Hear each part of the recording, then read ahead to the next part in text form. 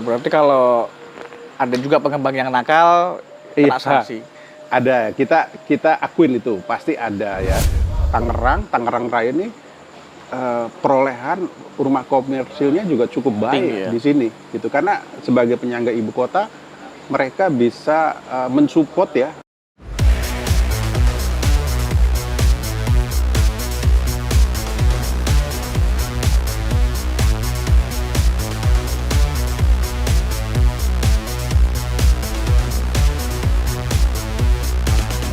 Buruan beli sebelum naik.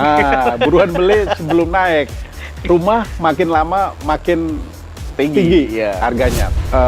Kalau saat ini kendala yang cukup berat kita hadapi adalah masalah lahan sawah dilindungi atau LSD. 2022 ini kebangkitan properti sudah mulai kelihatan. Dan saya berharap pemerintah terus mendukung program 1 juta rumah.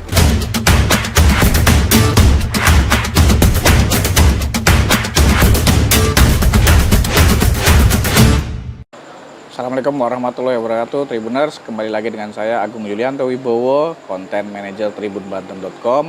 Selamat malam. Nah, sekarang saatnya kita berbincang terkait bisnis properti dan turunan-turunannya, terutama buat kaum milenial. Saya sekarang ada di Nat Rabu Cilegon. The new Sekarang Nat Rabu. saya sudah bertemu dengan Pak Roni Herdianto Adali. Beliau adalah Ketua Real Estate Indonesia REI Banten. Langsung kita sapa aja beliau. Assalamualaikum Pak Roni. Waalaikumsalam warahmatullahi wabarakatuh. Selamat malam Pak. Ini sudah larut malam kayaknya Pak ya. Selamat malam, tapi tetap semangat. Tetap semangat. Oke. Nah, Pak Roni, sibuk apa ini Pak Roni? Ya tentunya karena bidang saya di properti ya sibuk ngurusin properti lah. Bangun-bangun terus ini Pak? Harus terus. Ya, walaupun kondisi masih cukup belum pulih ya akibat pandemi, tapi kita tetap harus berjuang terus supaya pembangunan di Banten khususnya di Kota Serang ini bisa berkembang. Oh, tapi berarti Kota Serang yang jadi fokus Pak ya? Seluruh sih sebetulnya kita seluruh, tapi karena Kota Serang kan ibu kota Banten ya. Jadi kita tentunya harus bisa mengembangkan di mana kita tinggal ya, kantor kita tuh di Banten, di Serang gitu. REI itu apa sih Pak? REI itu singkatan dari Real Estate Indonesia. Itu perkumpulan organisasi pengembang. Itu terdiri dari pengembang besar, menengah, dan pengembang perumahan subsidi. Oke. Jadi lengkap semuanya ada. Tapi mayoritas anggota kita ada di 60% bergerak di perumahan subsidi. Oh, subsidi malah. Berapa anggotanya Pak di Banten nih Pak? Anggota kita hampir 500, tapi yang teregistrasi kita sekitar 200 lebih lah, hampir 250-an. Oh, berarti pengembang berkumpul di situ ya Pak ya? Iya. Nah, itu dari tadi pengembang besar ya, pengembang raksasa, pengembang menengah, dan pengembang rumah subsidi. Tapi yang tadi saya sampaikan 60%-nya itu yang pengembang rumah subsidi. Apa bedanya pengembang yang tergabung dalam REI sama yang bukan dalam REI, Pak? Kalau pengembang yang tergabung dalam REI ini tentunya pengembang yang harus mempunyai standar kompetensi, ya. Pengembang yang harus punya kualitas bangunan, lingkungan itu harus baik. Jadi kita mencoba untuk menstandarisasi teman-teman pengembang supaya kita punya standar yang baik. Yang kedua, kita bareng-bareng mengatasi masalah terkait macam-macam nih, regulasi terkait dengan masalah teknis yang di lapangan, terkendala aturan-aturan pemerintah dan lain sebagainya lah. Oh, berarti kalau ada juga pengembang yang nakal, kena sanksi. Ada, kita akuin itu pasti ada ya. Tapi kalau untuk di anggota REI tentunya kita saring dulu kan, dari kita verifikasi dulu dari data-data legalitasnya, kemudian juga kita cek biasanya di project-projectnya ya gitu. Nah, jadi kita minimalisir lah untuk pengembang-pengembang yang track recordnya tidak baik. Oke. Berarti tapi kalau saya lihat kan ada pengembang kira-kira ada tulisan tergabung dalam RE gitu, kira-kira gimana Pak? Kan orang lebih percaya ketika ini dalam satu organisasi yang bagus nih. Oh, Iya. berarti dia lebih pede dong beli properti di pengembang yang sudah tergabung dalam RE gitu Pak. Ada kayak gitu nggak sih Pak? Ada, jadi ada beberapa pengembang yang memang mereka memasukkan logo RE yang logo RE Banten. Itu biar menandakan bahwa dia teregistrasi di asosiasi RE gitu ya, khususnya RE Banten lah gitu ya. Nah, tentunya ini mungkin akan membuat nyaman dari para konsumennya yang membeli. Oh, ini ada di naungan asosiasi RE. Berarti gitu. kalau ada apa-apa kan kalau ada apa-apa Kalau ada apa-apa kan bisa ke asosiasinya nih, mengadu misalnya. Tentunya kita akan memfasilitasi itu gitu. Tapi buka juga Pak ya untuk kayak misalnya pengaduan dari konsumen terkait pengembang. Mau nggak mau lah. Kita sebagai asosiasi juga harus peduli terhadap keluhan-keluhan konsumen gitu. Nah Pak, kalau kita berbicara pandemi ini gimana kemarin Pak? Ya, jadi ini suatu hal yang tidak pernah kita duga. Pandemi ini saya pikir bukan kita aja, hampir semua orang ya tidak menduga bahwa pandemi ini akan terjadi. Nah tentunya kami dari RE Banten juga sama, dengan adanya pandemi ini kita coba untuk terus bisa survive, bisa eksis, bisa bangkit kembali. Nah, alhamdulillah karena kita terus berjuang bersama teman-teman DPP, baik terhadap regulasi yang ada, karena pemerintah juga tentunya mensupport itu, supaya regulasi yang dikeluarkan pemerintah mendukung kita untuk bisa survive. Kayak kemarin bebas pajak tuh Pak ya? Nah, bebas PPN itu salah satunya. Tapi sekarang naik PPN-nya Pak? Sekarang masih nanti mungkin akhir tahun ya. Akhir tahun. Nah, kita berharap sih masih lah. Karena pandemi ini kan belum pulih 100% ya. Tapi sinyalemen positif untuk bangkitnya properti ini sudah kelihatan sih ya. Udah mulai ribut Pak ya? Ya, sudah mulai kelihatan. Karena kalau di semester pertama ini kalau kita bandingkan dengan tahun kemarin itu untuk rumah subsidi itu sekitar 30% lah, lebih tinggi. Oh, lebih naik 30% Pak ya? Walaupun belum penuh ya. Iya. Gitu. Berapa unit tuh Pak kalau dari sisi unit kan tadi? Kalau dari sisi unit kita data terakhir itu di bulan Juni ya. Bulan Juni itu sekitar 4.000 lebih. 4.000 rumah subsidi. Karena target kita itu kan totalnya 10.000, betul. Tahun ini 10.000 ya? 10.000 tahun ini. Nah, sudah mulai mendekati yang 60% normal lah ya.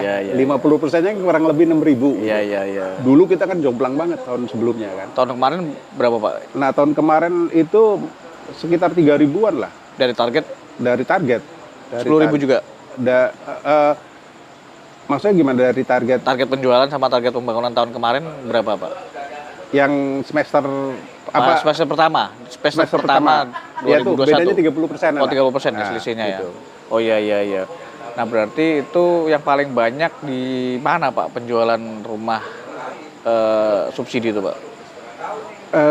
Kalau untuk di Banten ya ada 4 kabupaten kota yang cukup bagus perolehan subsidinya, yaitu di Kota Serang, kemudian Kabupaten Serang, Kota Cilegon, dan Kabupaten Tangerang gitu. Ini cukup lumayan di data kita ya. Di data kita ini perolehan subsidinya cukup lumayan tinggi gitu. Soalnya kalau Kota Tangsel, Kota Tangerang nggak ada. Oh, itu nggak ada, karena di situ sudah bermain di area komersial. Nah, tapi jangan lupa Tangsel ini, Tangerang Raya ini perolehan rumah komersilnya juga cukup baik di sini gitu, karena sebagai penyangga ibu kota mereka bisa mensupport ya ibu kota, dan transportasi publiknya juga bagus, sehingga bagus itu. Di orang Jakarta tinggal di Tangerang Raya, kerja di Jakarta tinggal di Tangerang Raya tadi. Gitu. Nah Pak, harga rumah subsidi itu kan masih 150 juta ya? Rata Pak, di mana-mana ya?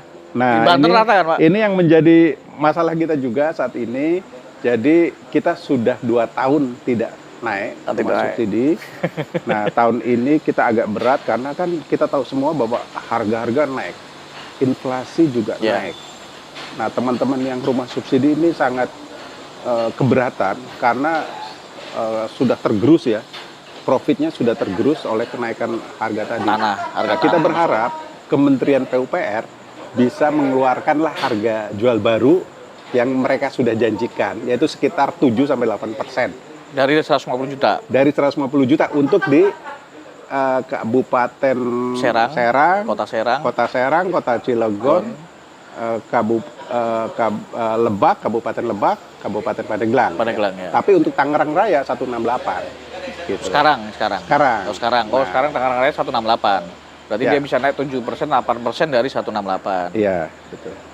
Nah, berarti itu kabar baik. Kalau misalnya naik, kabar baik buat pengembang, Pak. Wah, itu sangat diharapkan. Kalau buat konsumen itu, waduh, Ya. tambah naik nih. Wah, iya, iya mungkin konsekuensinya adalah konsumen akan menambah cicilannya ya. Iya, gitu. iya. Tapi saya pikir daya beli masyarakat juga semakin membaik lah. Tapi kira-kira ketika ada kenaikan 7%-an itu, Pak, bisa jadi ada pelambatan nggak kira-kira diprediksi gitu, Pak? Saya kira kalau pergerakan masyarakat tetap seperti ini, COVID terkendali, saya pikir tidak ya. Saya pikir tidak karena selama 2 tahun kan kita sudah tahu lah ya, Iya, tidak ada pergerakan ekonomi gitu. Jadi saya pikir kalau memang COVID terkendali, pergerakan masyarakat sudah mulai stabil, bagus ya. Kita tahu bahwa saya berapa kali keluar kota, hotel itu penuh. Itu menandakan bahwa pergerakan masyarakat sudah. Belinya udah anu ya. Mulai Mungkin dulu orang menahan uang, begitu sekarang Iya, sekarang jor-joran anu ya, royal Iya. ya. Kira-kira seperti itulah gambarannya. Nah, Pak Roni, nah, selama ini kira-kira yang rumah komersil yang paling laris itu tipe berapa sama harga berapa kira-kira, Pak? Iya, kalau Yang dicari untuk milenial, rumah coba. komersil ya, sebetulnya kalau di data kita ya, di data Ray Banten itu kemarin justru lebih tinggi kenaikan persentasenya Pertumbuhannya. penjualan dari tahun kemarin tuh bisa lebih tinggi dari rumah subsidi sebetulnya. Gitu. Nah, yang paling bagus tadi sampaikan di Tangerang Raya, karena ini penyangga ibu kota. Iya, iya. Nah, ini yang laku itu di bawah 1 miliar lah. 21 Ya miliar. sekitar 700-500 itu di daerah Tangerang, Iya, iya. Tangsel, Serpong. Itu Ah, justru pertumbuhannya lebih tinggi dibandingkan penjualan rumah subsidi tadi, Pak? Iya. Ah, Iya, iya. Itu kalangan milenial, Pak, yang beli. rata-rata masih bisa dianggap Milenial old. milenial. Bukan Ya. milenial old kan? Iya, ya 35 ke bawah lah ya. Iya, iya. Gitu. Oh, berarti kalangan milenial yang rata-rata. Ya itu di data kita ya. Iya, data iya, kita bahwa penjualan komersil justru lebih tinggi sedikit dibandingkan rumah daripada subsidi. Iya, rumah subsidi. Iya, iya. Artinya daya beli untuk masyarakat yang kalangan menengah Iya, itu udah cukup iya. bagus, Mungkin Pak, ya? yang mereka punya tabungan ya. Iya, kalau iya, yang- iya. Oh. Nah, Apa, Kak? sedangkan banyak pengembang kan jor-joran gimmick-gimmick ya. Iya. Nah, di situ mungkin mereka masuk ya, gitu. Oke. Nah, Pak, ini memasuki semester kedua 2022 ini, Pak. Kira-kira dari Ray ini apa proyeksinya ke depan atau misalnya apa kira-kira yang mau dilakukan si Ray ini, Pak? Iya, jadi kita coba mengejar target tetap ya. Kita optimis di tahun 2022 ini target kita yang 10.000 untuk rumah subsidi bisa kita kejar. Kuncinya adalah kita berkolaborasi dan bersinergi dengan semua stakeholder yang terkait ya, terutama perbankan. Iya. Tadi kita juga baru saja bersinergi atau melakukan rapat kerja ya dengan teman-teman dari Bank BNI, Bank BTN, dan Bank BJB untuk kita sama-sama mengejar di tahun 2022 ini, terutama di akhir-akhir tahun nanti gitu. Jadi saya atau dari asosiasi ini meminta proses KPR dan proses akad itu lebih dipercepat proses akad ya. Dan pencairannya teman-teman biasanya kalau sudah akad kan nunggu pencairan. Iya. Ini kita mohon juga itu dipercepat gitu. Termasuk itu tadi apa administrasinya kali Pak? Iya semua lah ya. Jadi dan mereka cukup menyambut dengan positif lah ya. Jadi kita sepakat untuk sama-sama kita berjuang mengejar target di tahun 2022 ini. Berarti target untuk yang rumah subsidi 10.000, walaupun nanti belum ada kenaikan Pak ya? Kita berapa ada kenaikan ya? Karena teman-teman dari pengembang ini sudah teriak-teriak lah ya. Iya. Nah, saya berharap juga pemerintah bisa memperhatikan ini supaya industri properti terutama di rumah subsidi ini bergerak kembali. Nah, ini berarti kabar yang bagus juga nih buat milenial atau calon konsumen yang mau beli rumah subsidi. Buruan beli sebelum naik. Buruan beli sebelum naik. Rumah makin lama makin tinggi ya. Harganya. Tanah makin lama makin hilang. Iya. Nah, kalau di Banten sendiri Pak, rumah yang disukai orang tuh kayak gimana sih? Modelnya apakah yang Mediterania lah atau Eropania lah? Jadi berbeda dengan dulu ya, saya perhatikan ya. Kalau dulu contohnya saja lah di rumah subsidi, kita jual gambar masih laku, ya. Sekarang nggak bisa. Konsumen sudah makin pintar, konsumen sudah makin cerdas. Dia memilih rumah yang berkualitas, lingkungan yang berkualitas. Nah, ini nyata sekali gitu. Ya, jadi saya berharap teman-teman pengembang juga, terutama anggota RE, sudah meningkatkan itu. Ya, meningkatkan kualitas rumahnya, kualitas lingkungannya, ya. Karena konsumen sudah mengerti, paham. Sudah aware juga ke sana ya. Iya. Nah, dalam waktu dekat kami dari DPD RE juga akan mengadakan diklat RE terkait dengan kompetensi pengembang gitu. Jadi mudah-mudahan ini akan meningkatkan standar kita di RE Banten lah gitu. Oke, Pak. Nah, selama ini kendalanya apa Pak untuk RE sendiri dalam menjalankan pengadaan rumah ini tadi Pak? Kalau saat ini kendala yang cukup berat kita hadapi adalah masalah lahan sawah dilindungi atau LSD. Itu aturan dari Kementerian ATR BPN yang baru-baru ini dikeluarkan ya. Dan itu banyak menjadi hambatan kita karena banyak teman-teman yang sudah berizin tapi ternyata terkendala dengan LSD ini. Sehingga mereka tidak bisa membangun rumahnya. Kenapa? Karena berada di lahan LSD itu ya? Nah, di lahan LSD karena waktu pengajuan proses peningkatan haknya tertahan di BPN. Nah, ini kami dari DPD RE coba memfasilitasi ini bekerjasama dengan pemerintah daerah, kemudian tentunya dengan teman-teman DPP, kita coba cari solusi yang terbaik supaya teman-teman yang kena LSD ini bisa ada solusinya, bisa membangun kembali. Atau mungkin bisa dipindahkan ke tempat lain itu Pak, yang bukan masuk dalam LSD. Ya, tapi kan sudah beli lahannya. Sudah beli lahannya. Udah mau dijadiin sawah aja gitu kan. Ya kita tetap berjuang lah di sini ya. Tadi juga saya tadi siang ketemu dengan Pak Wali Kota Serang. Kita sudah bicarakan ini, kita sepakat. Kita untuk berjuang bersama-sama untuk supaya teman-teman yang kena LSD ini bisa membangun kembali gitu. Oke Pak, ada pesan Pak kira-kira dari RE Banten buat Tribuners di ya, tentunya ada ya, karena kita sebagai pengembang, baik pengembang rumah subsidi menengah maupun pengembang komersil menengah ke atas komersil, itu kita harus tetap semangat, optimis bahwa tahun 2022 ini kebangkitan properti sudah mulai kelihatan. Jadi kita tetap harus optimis. Dan kami juga menghimbau kepada teman-teman pengembang untuk meningkatkan standar kualitas rumahnya, lingkungannya yang berwawasan hijau, ya. Jadi lebih membuat konsumen lebih merasa nyaman kembali. Gitu. Oke, baik, terima kasih Pak Roy. Semoga sukses buat Pak Roni ya, semoga sukses untuk real estate Indonesia Bantennya, semoga lebih membangun, terus membangun kan. Tapi juga itu tadi LSD tadi. Iya, siap. Kita harus tetap semangat dan optimis lah. Ya.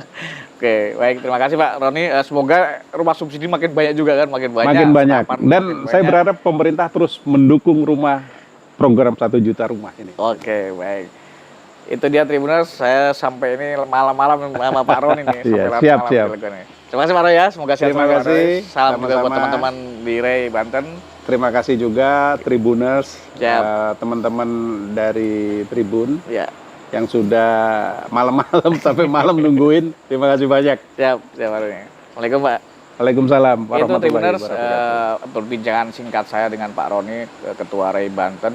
Nah, sekarang tunggu apa lagi? Segera lihat-lihat rumah. Bagi yang ini daripada buat jajan, mending buat beli rumah. Investasi. Semoga bermanfaat ya Tribuners. Kembali lagi nanti bersama saya. Wassalamualaikum warahmatullahi wabarakatuh.